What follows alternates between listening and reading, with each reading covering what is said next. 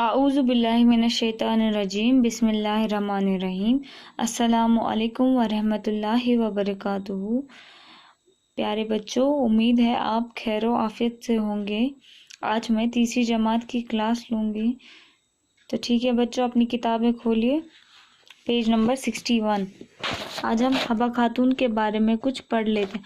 حبہ خاتون کون تھی؟ حبہ خاتون جو تھی وہ ایک مشہور شاعرہ تھی، کشمیر کی مشہور شاعرہ تھی۔ تو چلو ہم اس کے بارے میں کچھ پڑھ لیں۔ بچوں، حبہ خاتون کا اصلی نام زون تھا۔ کیا تھا؟ زون۔ حبہ خاتون کا اصلی نام زون تھا۔ زون مطلب مون۔ وہ چندہار پامپور میں پیدا ہوئی۔ کہاں ہوئی تھی؟ چندہار پامپور میں پیدا ہوئی۔ اس کے والد کا نام عبدالرحمن تھا۔ زون کو 5 سال کی عمر میں مقامی مسجد کے امام صاحب کے پاس قرآن مجید پڑھنے کے لیے بھیجا گیا۔ کیا بولتے ہیں؟ یہ جو تھی حبہ خاتون کا کیا تھا نام اصلی؟ زون۔ وہ چندہار پامپور میں رہتی تھی۔ اس کے والد کا نام عبدالرحمن تھا۔ زون کو 5 سال کی عمر میں مقامی جو ان کے لوکل مسجد میں جو امام صاحب تھے اس کے پاس قرآن پڑھنے بھیجا گیا۔ 2 سال کے بعد زون نے کچھ فارسی کتابوں کی تعلیم بھی حاصل کی۔ کیا بولتے ہیں؟ 2 سال کے بعد اس نے کچھ فارسی کتابیں بھی پڑھی تھی۔ زون کی شادی ایک ان پڑھ لڑکے سے ہوئی۔ کیا بولتے ہیں؟ اس کی جو شادی ہوئی تھی ایک ان پڑھ لڑکے سے ہوئی تھی۔ سسر، ساس اور اپنے شوہر کی جی ہاں سے خدمت کرنے کے باوجود بھی سسرال والے زون کو پریشان کرتے تھے۔ کیا بولتے ہیں؟ وہ اپنے ساس، سسر، شوہر کی بہت خدمت کرتی تھی، اس کے باوجود وہ جو تھے اس کو سسرال والے وہ اس کو پریشان کرتے تھے۔ دکھ کے ان ہی حالات میں زون درد بھرے اشعار کہنے لگی۔ کیا؟ یہ جب دکھ درد اس نے دیکھا تھا انہی حالات میں یہ اشعار لکھنے لگی تھی اور بولنے لگی تھی۔ اللہ تعالیٰ نے زون کو خوبصورتی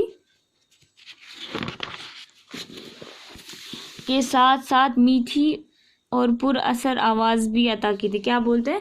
جو یہ تھی حبہ خاتون یہ بہت خوبصورت تھی اور اس کی آواز بھی بہت اچھی تھی، میٹھی تھی۔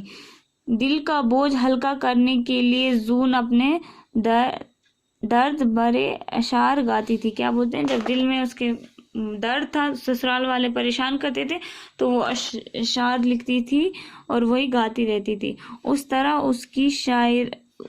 طرح ان کی شاعرہ ہونے کی بات دور دور تک پھیل گئی۔ اسی کے بعد جب یہ اشعار اپنے گاتی رہتی تھی اسی طرح یہ ایک شاعرہ بن گئی اور یہ مشہور ہونے لگی۔ زون یہ اشعار لے کے پامپور کے صوفی بزرگ خواجہ مسعود کے پاس جاتی تھی۔ کہاں جاتی تھی؟ خواجہ مسعود کے پاس۔ انہوں نے زون کو حبہ خاتون نام دیا تھا۔ کنہوں نے حبہ خاتون نام دیا تھا؟ خواجہ مسعود نے زون کو حبہ خاتون کا نام دیا تھا۔ ایک دن اس وقت کے حکمران یوسف شاہ چک پامپور کے کون؟ حکمران مطلب رولر، جو حکم کرتے ہیں۔ یوسف شاہ چک پامپور کے علاقے کی سیر کرنے کو نکلے۔ انہوں نے حبہ خاتون کی میٹھی آواز سنی اور وہ اس پر فریفتہ ہوا۔ کیا بولتے ہیں؟ عاشق۔ فریفتہ کس کو بولتے ہیں؟ عاشق۔ وہ بول رہے ہیں جو ایک بار وہاں کا جو حکمران تھا یوسف شاہ چک، وہ وہاں سے گزرے تو انہوں نے اس کی آواز بہت اچھی تھی تو یہ گاتی رہتی تھی اپنے اشعار، تو انہوں نے سنے اور وہ اس کے عاشق ہو گئے، دیوانے ہو گئے۔ بعد میں یوسف شاہ چک نے حبہ خاتون کے ساتھ نکاح کیا اور وہ کشمیر کی ملکہ بنی۔ کیا بولتے ہیں؟ اس کے بعد یوسف شاہ چک نے حبہ خاتون کے ساتھ شادی کر لی اور وہ کشمیر کی ملکہ بنی۔ حبہ خاتون کے درد بھرے اشعار آج بھی کشمیریوں کی زبان پر ہیں۔ کیا بولتے ہیں؟ آج بھی ان کے جو درد بھرے اشعار تھے وہ آج بھی کشمیریوں کی زبان پر ہیں۔ خیال کیا جاتا ہے کہ حبہ